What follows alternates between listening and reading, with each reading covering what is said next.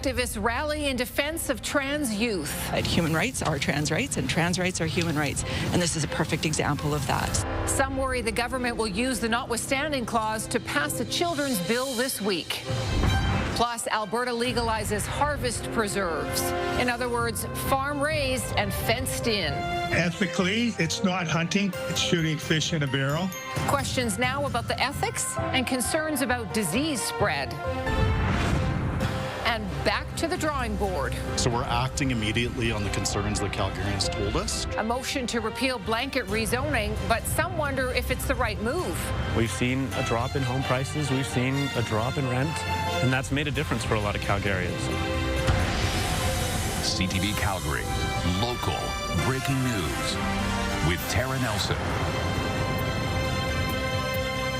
Hello and thank you for joining us. Alberta's Federation of Labour and LGBTQ+ advocates are raising concerns that the province could invoke the notwithstanding clause again, this time affecting trans youth. The province will introduce a bill aimed at protecting Alberta children sometime this week.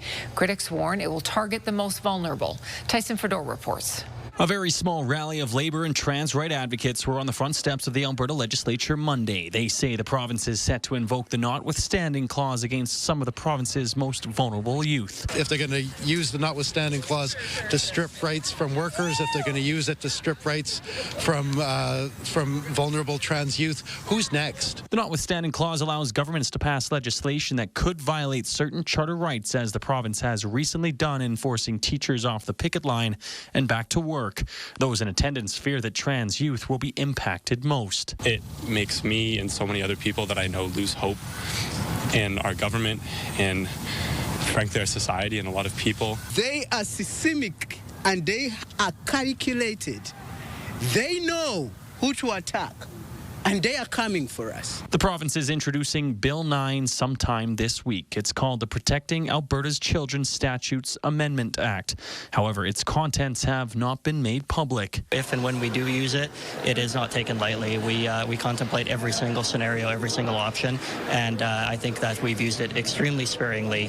Having sipped from the notwithstanding clause, they're going to use it again and again and again and again. And they were planning on using it, we understand, against vulnerable children next. This is cowardly. According to an internal government memo leaked to the Canadian press in September, the notwithstanding clause is expected to be used in legislation that bans hormone therapy for those under 16, requires parental consent for pronoun changes at school, and blocks trans athletes over 12 years old from competing in female amateur sport.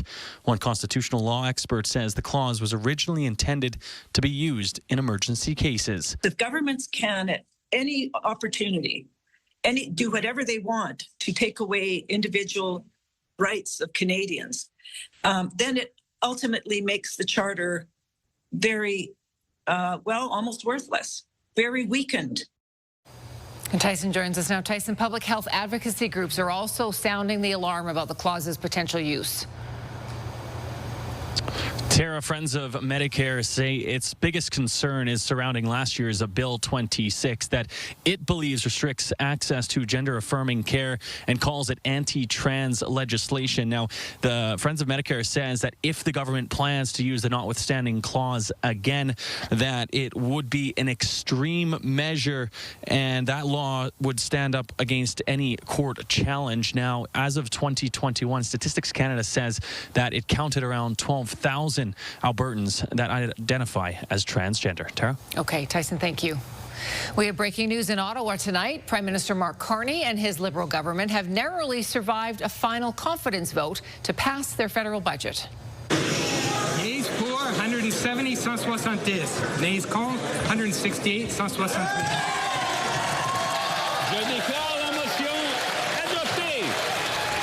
That is the budget passing late this afternoon by a vote of 170 to 168. Heading into today's vote, the Bloc and Conservatives made it clear they would not be supporting it, while Green Party leader Elizabeth May said earlier today she planned to vote in favour, which she did. Terry Fikowski joins us now. So, Terry, this staves off a holiday election. Yeah, Tara, had the vote failed, Canadians would have been sent back to the polls just months after this government won in April. And this was very much a make-it-or-break-it vote for the Liberals, with the party being just 2 seats seats shy of a majority to pass it on their own. Now, along with Elizabeth May's vote, the budget was able to pass due to 5 MPs abstaining from voting. Among them were 2 NDP MPs and the House Speaker, who does not vote. 2 Conservative MPs abstained as well, including Alberta MP Matt Jonaru, who is set to resign in the spring, and rural Alberta Member of Parliament Shannon Stubbs. Now, speaking to reporters after the vote, the NDP's interim leader says his members heard from Canadians that they did not want another election. This is a budget that does not address the real needs facing Canadians. It fails to meet the moment, deliver transformational change, or address the urgent needs facing Canadians. While there are elements of the budget which reflect our concerns, on the whole, this is a conservative budget. As for what happens now with the motion passed, Finance Minister François-Philippe Champagne is now able to take the next step by tabling the budget implementation bill. Tara? Okay, Terry, thank you.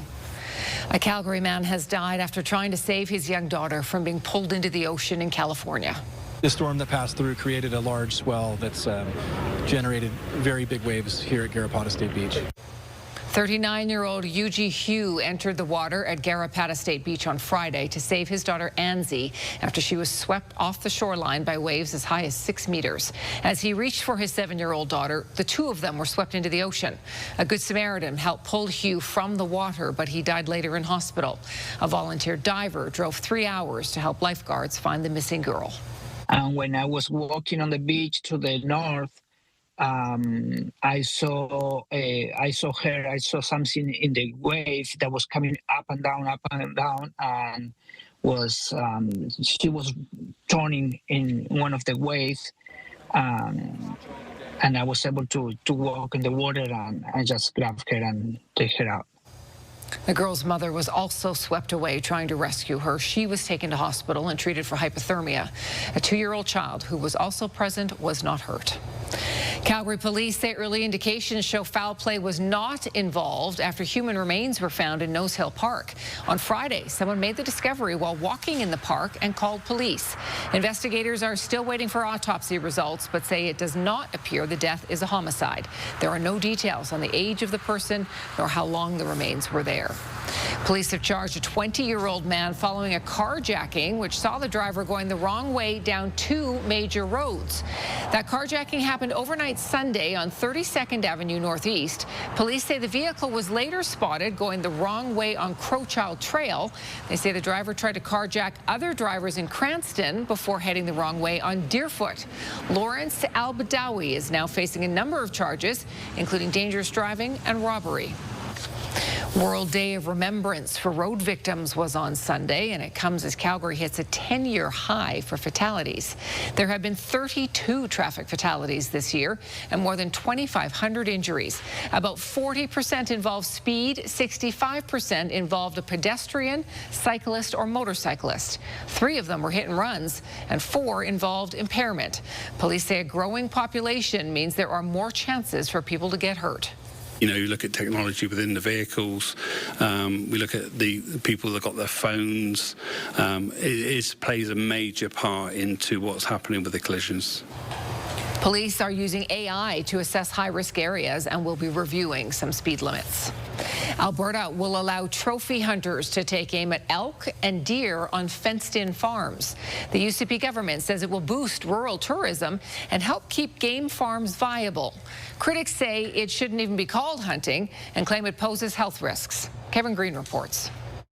Legislation introduced Monday would allow hunters to kill animals like this inside fenced-in farms. The province says it's about creating new tourism opportunities and bringing money into rural communities. There's a huge potential for them and the communities in which surround them to be able to create an entirely new economy. The elk and deer ranching industry has been lobbying for this for decades and intensified its efforts in the past 5 years. They said to me, when they first approached me just over a year ago, that this is critical, that this happens for them to continue to be successful farmers in the service space. But wildlife groups say this isn't tourism and it isn't sport. It's not hunting, it's shooting fish in a barrel. The Alberta Wildlife Federation argues fenced animals still interact with wild animals and penned hunting risks boosting the spread of chronic wasting disease. disease can be transmitted back and forth, and that concerns us greatly. They also worry about the message it sends, saying farmed hunts are marketed around guaranteed results, something that doesn't exist in the backcountry. They just go to these and walk around and again in a fenced yard and shoot the biggest animal they can. More than 20 years ago, the province rejected penned hunting. Premier Ralph Klein called it abhorrent. Clearly, 85% of the population thinks that this is not a fair way of killing deer and elk. It's not consistent with the concept of hunting as a sport.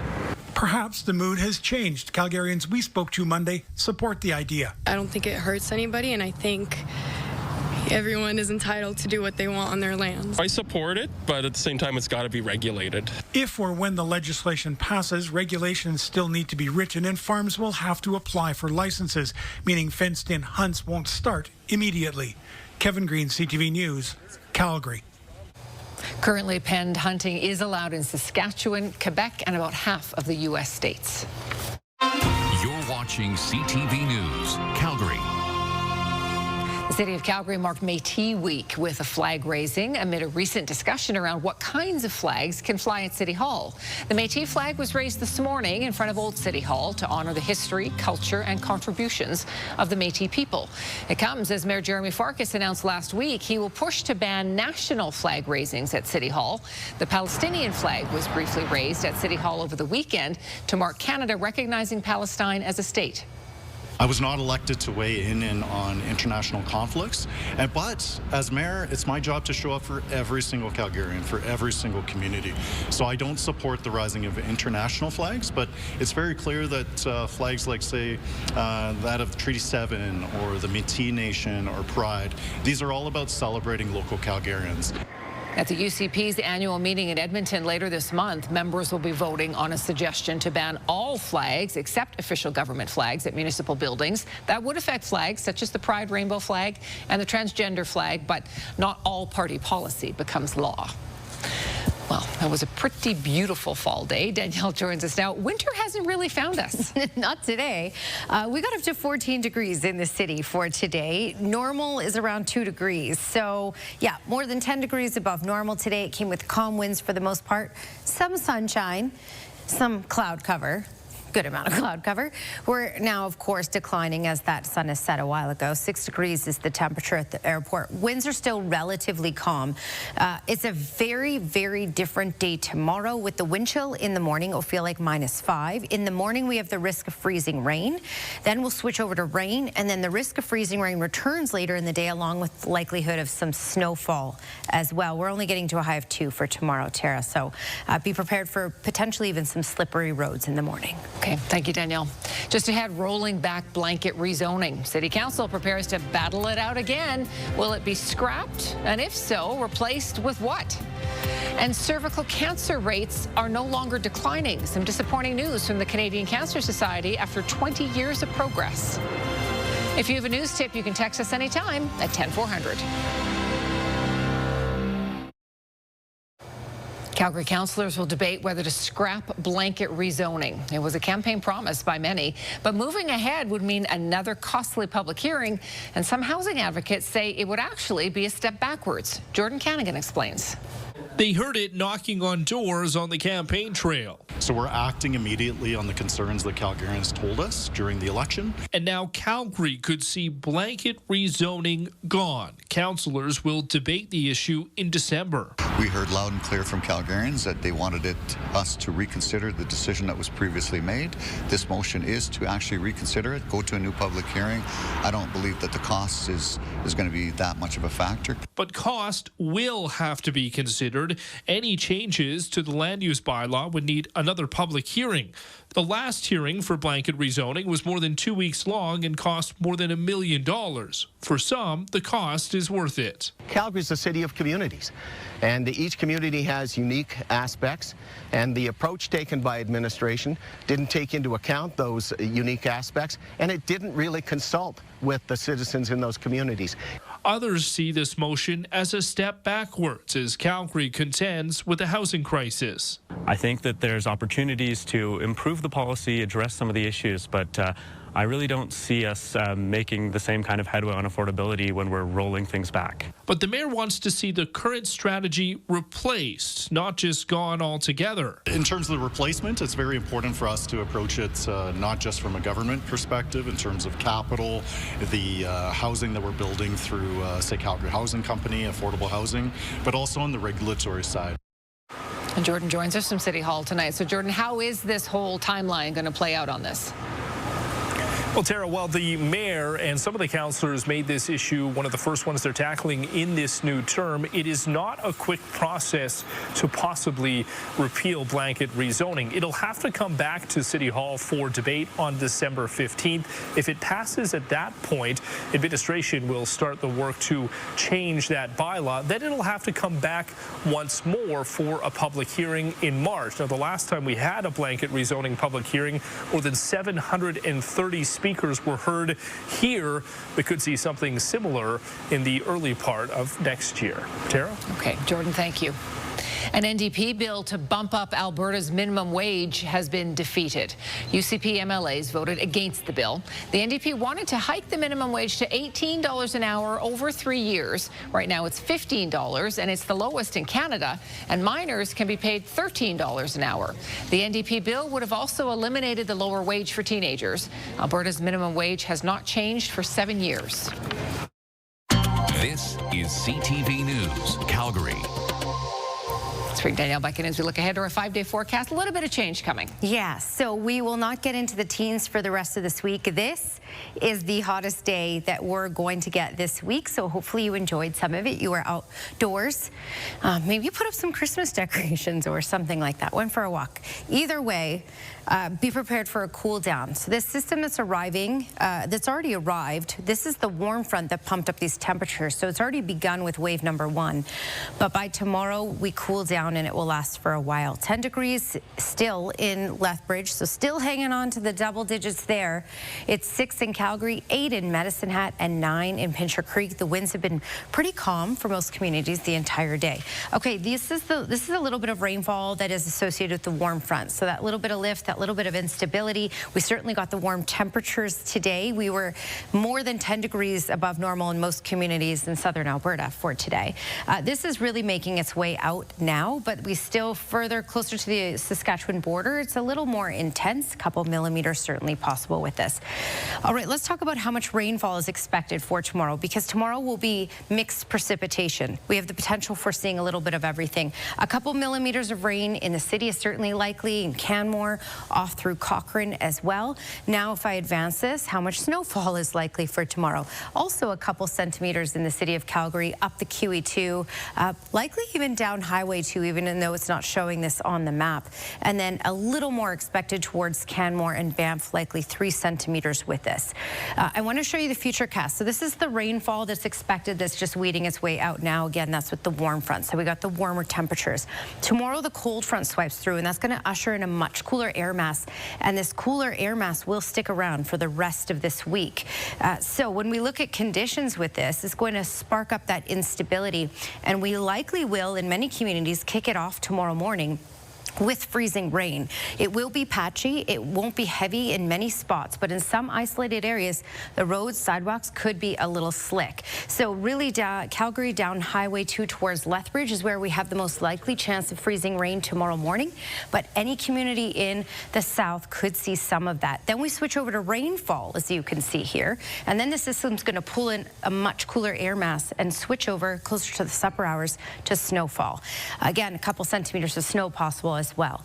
So we're looking at going through a lot of temperatures tomorrow, which is why we're looking at every type of precipitation possible pretty much. Tomorrow, a high of 2 degrees. Then we get to 4 for Wednesday and Thursday. 8 will be a somewhat warmer day for later this week, and then back down to 4 to kick off the weekend. That's your Action Furnace 5-day forecast. The Alberta Union of Provincial Employees seems to be holding off on a strike by the healthcare workers it represents. Separately, the Health Sciences Association of Alberta has endorsed a new deal for its members. The HSAA says after formal mediation last week, the mediator made a recommendation. Its board of directors is unanimously endorsing that recommendation. An electronic ratification vote starts Thursday and will run through next Tuesday. The HSAA had floated the idea of a strike vote if a deal was not reached. Meantime, the AUPE was expecting Alberta Health Services to present a new offer over the weekend. The AUPE says it has nothing to share about that yet. The union president said last week if a deal was not reached by today, members were ready to take job action. Canada may not reach its goal of eliminating cervical cancer by 2040. That's according to a new report by Stats Canada and the Canadian Cancer Society. 150 people in Canada are expected to be diagnosed with cervical cancer this year, and 430 lives will be lost to a disease that is preventable. There's many different factors that may be contributing to the variability in cervical cancer incidence rates that we've been seeing, including increased transmission of human papillomavirus, or HPV, as many people know it, low uptake of the HPV vaccine, lower screening rates for cervical cancer, as well as gaps in follow-up care. Data shows cancer rates are falling, but cervical cancer rates have plateaued, even though there is a vaccine available. The report's co-author says cervical cancer is almost entirely preventable. But breast cancer mortality rates have declined by 1.5% because more women are getting mammograms and have better access to treatment. New research from the University of Alberta suggests women are 3 times more likely to develop long COVID symptoms than men. Tests were carried out on patients who developed long COVID symptoms 1 year after their initial infection. Researchers found higher levels of certain proteins in female patients' blood due to gut damage. Those proteins may drive chronic inflammation, which is a contributor to long COVID. Probably at the earliest stage of infection, women are more prone to have gut-associated COVID, because you might have heard that some people, when they get SARS-CoV-2 infection, they have gastrointestinal symptoms. Research also suggests women had a more rapid immune response to their initial COVID infection than men, and that could result in tissue damage in the long run. Still to come, a shelter in High River is trying to make it easier for women to leave abusive relationships. Coming up, how allowing pets is helping reduce the barrier to safety. And he survived a fatal team bus crash but couldn't get past the trauma. What helped a former NHLer finally heal and then help others?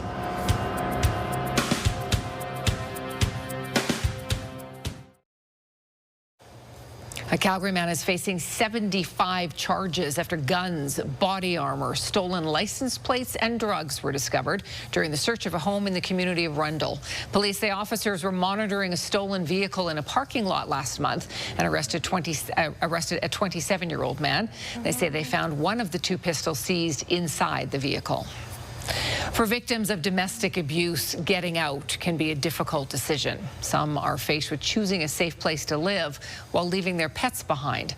A shelter in High River has now opened up its doors to pets to help survivors, but advocates say more of these spaces are desperately needed. Here's Tyler Barrow. Violet, the resident cat, has called Rowan House Society home since August. The High River shelter, which supports those fleeing domestic violence, wants survivors to know more pets like Violet are welcome here. We know that many individuals have delayed leaving or have not left at all for fear of their pets. In September, the shelter began allowing pets to stay after receiving a $20,000 grant from the Purple Leash Project. It has added kennels, a bathing area for pets with washers and dryers, air purifiers, door sweeps to prevent allergic reactions among guests, tags with the identity tied to the Rowan House Society to protect victims' identities, and an outdoor play area. Having the pets here has been a game changer. Purina's Purple Leash Project awarded $150,000 to 10 shelters across Canada. A shelter in Strathmore was also chosen. Nobody should have to pick between safety and leaving their beloved pet behind. It's a sad reality many individuals fleeing domestic violence face. According to Women's Shelters Canada, 2 in 5 women will experience domestic violence. Research done by the organization also found 56% of individuals experiencing domestic violence delayed leaving their current situation due to concerns for their pets.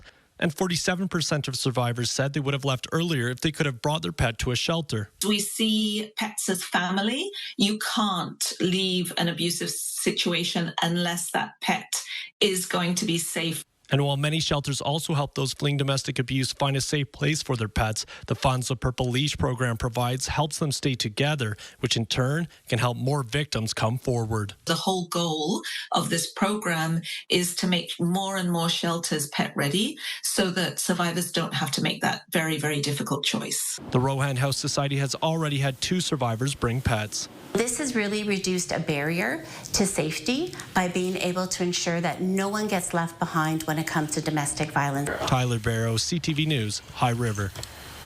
The shelter still has money left over, which it will use to make the facility even more pet-friendly. Guests are limited to 2 pets. The importance of family is just ahead. A very sweet moment caught on camera at bedtime. What sends this little fella to sleep with happy thoughts in our trending videos.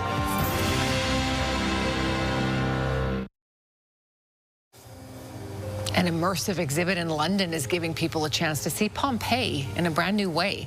The technology will allow people to see what the events of 79 AD were like as Mount Vesuvius erupted, burying Pompeii and preserving the city in ash. There are 10 different installations spread across 3,000 square meters. There are even some genuine relics from the period there. Exhibit organizers say this is the largest of its kind. A SpaceX rocket has carried an ocean mapping satellite into orbit. Mission and liftoff of Falcon 9. Go SpaceX, go Sentinel-6B. The Falcon 9 craft lifted off from California's Vandenberg Space Force Base this morning. On board, a Sentinel-6B satellite that will help measure sea levels around the world. It's part of the European Union's Earth Observing Program. The 3,100-pound satellite was deployed close to an hour after launch at an altitude of 821 miles. All right, our trending videos tonight begin with a little girl who feels she might actually have found her new best friend. What's he doing? He's just sitting in your hands. Yeah. Pretty. Oh. It's my best friend. I thought I'd start with something that would melt your heart. This is Heidi, and she and her family found this little toad while they were out walking and brought him home. And it was love at first sight for her. So she gets to keep him, and she named him Turtle. Oh, isn't that good? Cuter and cuter. How cute is she? Not at all worried. Twice it jumped out of her hands, and she was not at all worried. He looked like a best friend. Yeah, sure. Seemed like a good guy. Everyone needs a toad. Well, it's always nice to start the new work week with a reminder that it's a lovely day. Just one look at you, and I know it's gonna be a lovely day, lovely day, lovely day, lovely day, lovely day, lovely day, lovely day, lovely day. That's some pretty happy singing. This teacher loves to teach his first graders songs. So this is them singing the Bill Withers classic Lovely Day. He's also taught them Foo Fighters, Aretha Franklin, the Beatles. He's teaching them all the good music. And I must say, they're pretty good singers. They're pretty right? good, They sound good. I've seen a few of his videos, and they're actually terrific. Well, finally, the perfect way to end a lovely day.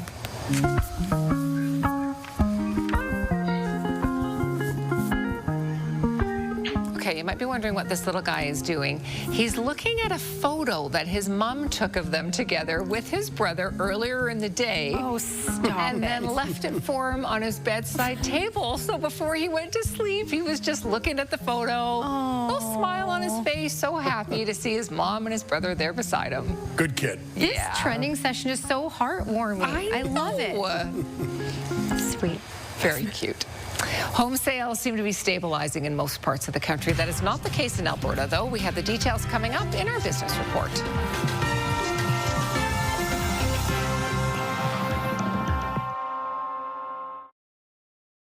All right, your Skywatch weather camera. And we had a stunning day today. I mean, now in mid-November, we had a daytime high of 14 degrees. So That's something for sure. More than 10 degrees above normal today. Winds calm. At times the sun was out. We did have mostly cloudy skies, and it's a very different story for the rest of the week. The rest of the week will be much colder than today. We'll be in the single digits for daytime highs in the city. And a key thing for tomorrow is all the mixed precipitation that's possible. Freezing rain amongst that, so it may be a little slippery out there at times as well in the morning and then later in the day. 6 degrees is the current temperature in Calgary. We're at 10 still in Lethbridge. Lethbridge still hanging on to the double digits.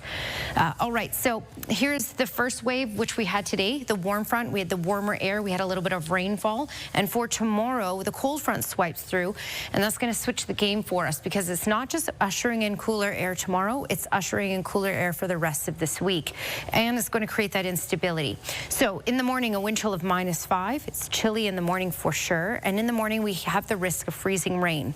Also mixed in with rain and even some snow throughout the day, especially later in the day is when we're likely to see the snowfall. We could even get a couple centimeters in the city. Again, it will melt on contact with the ground because the ground is so warm because of today. But we also have the potential for gusty conditions later in the day. So if we get the snowfall along with the gusts, that also reduces visibility. Salmon Arm, Fernie, Golden, Kelowna, rain event. For Edmonton, mainly a snow event, Rocky Mountain House, Red Deer as well. And further to the south, because we'll be around that freezing mark, we're looking at rain, snow, and freezing rain being a possibility. Areas further off to the east, like Coronation and Medicine Hat, will not see the moisture until the supper hours, and at that point should be starting off as rainfall. Tara? Thank you, Danielle. Labour and LGBTQ+ advocates are raising concerns about another potential use of the notwithstanding clause by the UCP government. They fear the clause will be used to affect trans rights when the government introduces a bill entitled Protecting Alberta's Children's Statutes Amendment Act. Prime Minister Mark Carney's budget passed by a 170 to 168 vote in the House of Commons late this afternoon, staving off a Christmas election. And Alberta is legalizing fenced-in hunting of farm-raised elk and deer. Producers will be allowed to operate fenced properties where clients pay to shoot the animals. Calgary Pagan MLA Tanya Furr is apologizing after an unguarded moment on a constituent's voicemail, caught using her profanity. Furr says the comment wasn't meant for the caller, but it still sparked anger and confusion. Kevin Green reports. Calgary Pagan MLA Tanya Furr was returning angry phone calls from constituents, many upset about the way the UCP ended the teachers' strike. Hi, this is MLA Tanya Furr returning your call. But after one of those calls while leaving a voicemail, she forgot to hang up. This is what she said afterwards. All right, go to this next mother.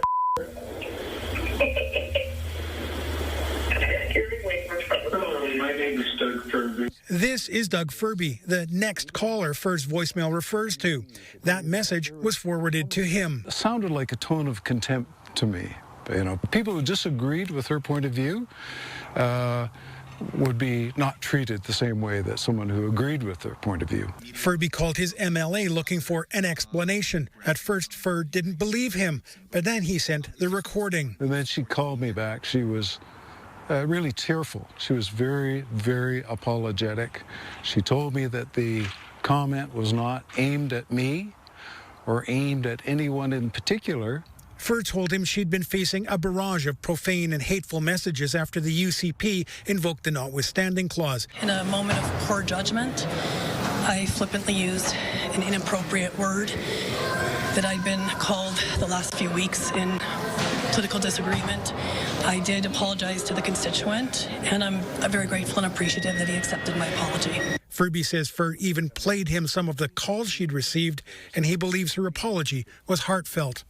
Yeah, she's absolutely forgiven. Yeah, absolutely. But political scientist Laurie Williams says the public may have a harder time accepting Furr's error in judgment. But the response is not to respond in kind, it's to set a better example. And again, because this was precipitated by the perception that the Alberta government is not listening to Albertans, this compounds that perception. Since the UCP invoked the notwithstanding clause, recall petitions have begun for 2 of its MLAs, and 9 more petitions have been filed with Elections Alberta and are awaiting approval. Kevin Green, CTV News, Calgary. The City of Calgary is looking for public input to help make every drop of water count. Last year, a water main break resulted in citywide water restrictions. Now the city wants ideas on using and conserving water into the future. Those ideas will help shape the 2026 water efficiency plan. The city says more efficient water use will be necessary as Calgary grows and our climate changes. You can visit the city website to give your input until December 7th. Experts say the housing market is stabilizing in Canada. BNN Bloomberg's Marilla Fernandez has more. Fewer Canadian homes changed hands last month compared to a year earlier. There was a 4.3% drop in sales in October, but month to month, home sales were up about 1%. Sales were up in BC, Alberta, and Quebec, but down in Ontario, Saskatchewan, and Manitoba. The national average sale price in October was just over $690,000. Headline inflation came in at 2.2% in October. It was 2.4% in September. Gas was less expensive last month, which helped bring inflation down. Shoppers also got a break on fresh vegetables and processed food, but paid more for frozen and fresh chicken. A new poll by a group called Snowbird Advisors shows a 15% drop in the number of Canadians heading to the U.S. this winter. Instead, snowbirds who seek the sun will jet to countries like Mexico or Spain. The U.S. government's tariffs and treatment of travelers is turning Canadians away. Here are the closing numbers for the day. The Canadian dollar is up to 71.17. West Texas Intermediate crude is down just 9 cents to 59.86. Western Canadian Select is up $1.55 to 48.45, and the TSX is down another 250 points today to 30,076. Those are your business headlines. I'm Marilla Fernandez. Ukrainian President Volodymyr Zelensky says he has struck a deal with France to buy up to 100 fighter jets to help bolster his country's long-term defense. Zelensky is meeting with French President Emmanuel Macron while Russian drone and missile attacks on Ukrainian cities have increased in recent weeks, with Moscow reportedly gaining ground in Ukraine's southeast. A fundraiser is underway that everyone is happy to see. The Holiday Smile Cookie campaign underway at Tim Hortons. Some Calgary Stampeders were chipping in at the Riverbend location. The sale of every cookie this week helps support the Calgary Food Bank and Tim Hortons camps. More than $100,000 was raised last year. The Holiday Smile Cookie campaign wraps up on Sunday. The Grey Cup has returned to Saskatchewan. We have a look at a party on the streets and the Rough Riders home stadium. That is all coming up.